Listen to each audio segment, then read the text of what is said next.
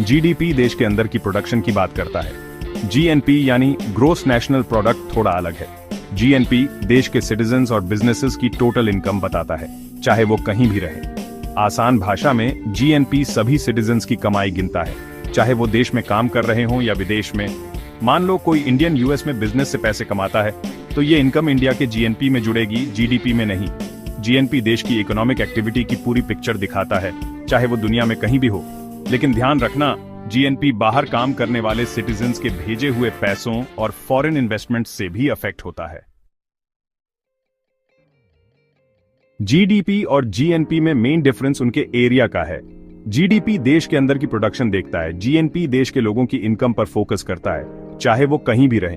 समझने के लिए मान लो एक अमेरिकन कंपनी इंडिया में फैक्ट्री चलाती है। इस फैक्ट्री की प्रोडक्शन इंडिया के जीडीपी में जुड़ेगी क्योंकि ये इंडिया में हो रही है। लेकिन इस अमेरिकन कंपनी का प्रॉफिट यूएस के जीएनपी में जुड़ेगा क्योंकि ये अमेरिकन कंपनी की कमाई है।